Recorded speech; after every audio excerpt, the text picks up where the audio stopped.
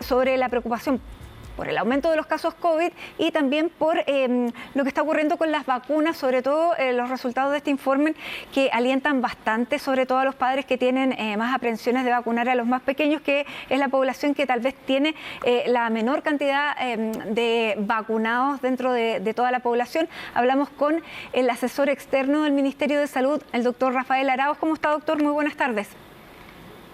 Buenas tardes, yo estoy muy bien, gusto saludarte. Bueno, lo primero que queríamos saber es, efectivamente vemos que los casos siguen aumentando, ¿cuán preocupante es este nuevo aumento de casos o nueva quinta ola? Ya se habla de esto en un escenario como este, donde estamos incluso hablando de personas vacunadas con 4 dosis. Estamos efectivamente entrando en la curva ascendente, ya es bien claro, y está causada en su gran mayoría de los casos por la variante BA2, que de alguna manera algunas como sublinajes que se asemejan a Omicron, pero no son iguales, por lo tanto son capaces de escaparse a la inmunidad previa por la infección o por la vacuna. Así que hay que esperar un brote que no va a ser menor. Ahora, el hecho de tener a gran parte de la población con 4 dosis y haber tenido un brote grande de Omicron hace poco, debiera permitirnos, o nos permite pensar que este brote va a ser de menor magnitud que Omicron, tanto en número de casos como en impacto de la red asistencial y a nivel de muertes. Claro, pero la agresividad de esta ola ¿la podemos conocer ya o tenemos que esperar una semana o 2 semanas más para conocer efectivamente cuán graves comienzan a convertirse los casos? Si se comporta como se ha comportado en otras partes, como en ciertas partes de Europa, en Sudáfrica, no debiese ser más grave que lo que ya conocimos con Omicron. Eso no significa que no vayamos a tener casos graves, ¿cierto? En la medida que tenemos muchos casos, igual vamos a observar casos graves simplemente por probabilidad de ocurrencia, como ocurre en los grandes brotes de influenza. Entonces, lo que sí es bien claro es que sería una rareza que tengamos una situación extrema como la que tuvimos en la primera y la segunda ola. Eso no lo esperamos. Muy bien, pero pudiéramos seguir esperando muchísimos más contagios, como lo que tuvimos a principio de año con la variante Omicron 1, digamos que llegamos incluso a más de 40.000 casos por día. Sí, o sea, vamos a tener casos. Yo espero que no tengamos tantos por las razones que les dije.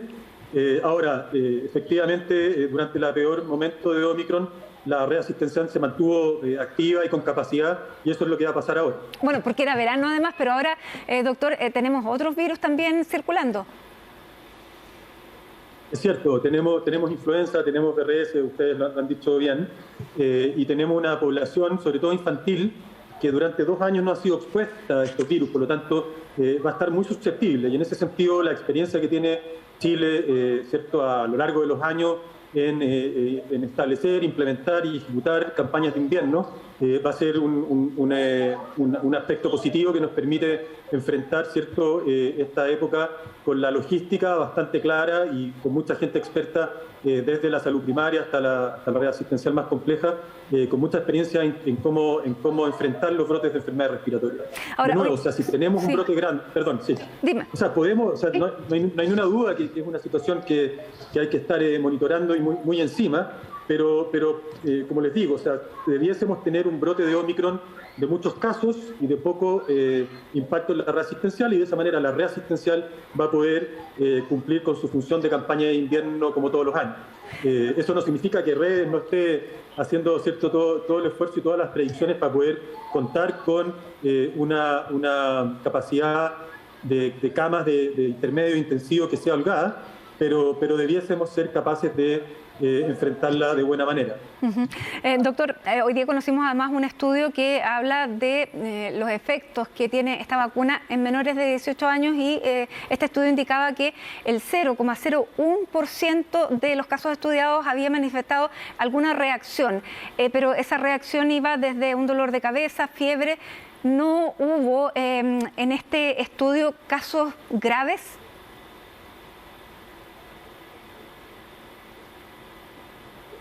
Me perdí la última parte de la que pregunta. si hubo casos graves dentro de estos pocos, de este 0,01%, que de todas maneras es un número muy bajo, pero quisiéramos saber cuáles fueron esas reacciones adversas que se detectaron. Sí, bueno, el ISP hace este ejercicio, ¿cierto?, que es un informe de los efectos adversos que ocurren de dos maneras. Una es la declaración del personal de salud, fundamentalmente de los médicos que atienden en general los casos más graves. Y por otro lado está, no sé si ustedes tienen niños más pequeños, pero les va a llegar, ¿cierto?, les va llegando una encuesta que los padres pueden reportar cosas que a ellos les parezcan relevantes. Por lo tanto, se trata de ampliar al máximo la capacidad de reportar efectos adversos que no necesariamente dependan del reporte del personal de salud. Dicho eso, los casos son bastante pequeños, si uno lo desglosa además por tipo de vacuna, son aún menos frecuentes, y la gran mayoría de los casos que hemos detectado han sido casos, como alguien mencionaba antes que yo, de reacciones tanto locales como sistémicas, pero que son generales, esperables a cualquier vacuna. Claro. En los casos de miocarditis, de inflamaciones del corazón, que están descritos fundamentalmente con las vacunas de mRNA mensajero, no han sido algo que hayamos encontrado con esta vigilancia pasiva. No significa que no sea un efecto adverso que hay que estar atento, que de hecho es algo que se debe monitorizar y el ISP lo tiene súper presente, pero al menos en este tipo de vigilancia, con las limitaciones que tiene, no ha sido algo que hayamos observado. Y eso es positivo. Y asimismo ocurre también para las vacunas inactivadas, ¿cierto?, que son las vacunas chinas que tenemos disponibles en el país, que son las que se usan bajo 11. Recuerden que bajo 11, hasta los 3 años, se ha usado exclusivamente Coronavac como esquema primario, y Pfizer se está usando recién en los mayores de 6 años como refuerzo, pero la mayor experiencia en ese grupo es con Coronavac y ha sido igual de positiva. Así que, en el fondo, desde el punto de vista de efectos adversos, no hay banderas rojas, no hay efectos propios de Chile. Uno podría decir, la genética chilena podría asociarse a algo particular, tampoco tenemos algo que sea especial de acá y tampoco tenemos nada que haga sugerir que vamos a tener más efectos adversos que en otras partes. Tampoco hemos conocido en otro aspecto, doctor, esta hepatitis agresiva, que sí se han reportado casos en otros países, que se vincula al adenovirus, pero también al COVID. Sí, la hepatitis, eso es información, ¿cierto?, en desarrollo. Hay una hipótesis que efectivamente sugiere que una infección inicial por COVID podría generar lo que se conoce una reacción tipo superantígeno, que queda latente, y una vez que viene otro agente, como un adenovirus, podría gatillar una reacción del tipo autoinmune, en que el mismo cuerpo y las propias defensas se desordenan y atacan, en este caso, el hígado. No sería un daño directo del COVID, ¿cierto? Y en ese caso, afortunadamente, no hemos tenido casos, pero tenemos que estar atentos, y ahí sí hay que ser súper claro que las vacunas no están asociadas a este síndrome, porque la gran mayoría de los casos han ocurrido en niños no vacunados. Así que esto es una tranquilidad para todos. Doctor, y respecto a las vacunas, aparentemente ha funcionado bastante bien este llamado que se ha hecho a vacunarse, porque a partir del 1 de junio el pase de movilidad se va a desactivar. Hemos visto una gran cantidad de personas vacunándose y lo que tienen que hacer son personas que no tienen que están rezagados, pero también personas que les falta la cuarta dosis o que haya tenido una distancia de 6 meses hasta el 1 de junio. ¿Qué pasa con las personas que han recibido vacunas en otros lugares en el extranjero y que ya tienen 4 vacunas, pero ya han pasado los 6 meses?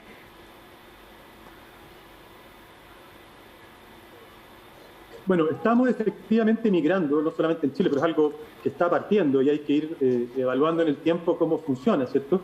En pensar más en cuanto al tiempo que ha pasado desde tu última dosis, más que a la cantidad de dosis. Y ese es un poco el punto hacia donde vamos, ¿ok? Ahora, en este instante, nosotros sabemos que la gente que tiene 4 dosis está muy bien protegida contra cualquier forma grave de la enfermedad, muy bien protegida. Y sabemos que esa duración es alrededor de al menos 90 días, según nuestros datos, que estamos analizando, y apenas estén, de alguna manera confirmados, se van a comunicar van a ser comunicados por parte de las autoridades. Pero lo más probable es que una persona que lleva 4 dosis, que lleva más de 6 meses, no tenga una necesidad urgente de vacunarse. Por lo tanto, por ahora, la decisión de la 5ª dosis no es una emergencia, y yo creo que todos los esfuerzos deben estar puestos en ponerse al día con las dosis que correspondan según el momento en donde uno las dejó, ya sea 0, 1, 2 o 3. Esa es la prioridad número 1, 2, 3 y 20. Perfecto. Y luego estas personas que ya tienen 4, dejar pasar un poco más de tiempo. Claro que de todas maneras se va a inhabilitar el paso, ¿no? O sea, alguien que tiene más de 4 no debiera quedar inhabilitado. O sea, una persona que tiene 4 dosis... Aunque hayan pasado más de 6 meses.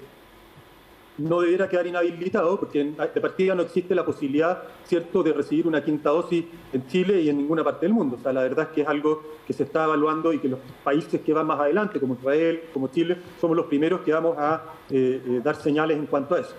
Muy bien, doctor. Muchísimas gracias por estar con nosotros conversando. Rafael Araoz, asesor del Ministerio de Salud. Muy buenas tardes.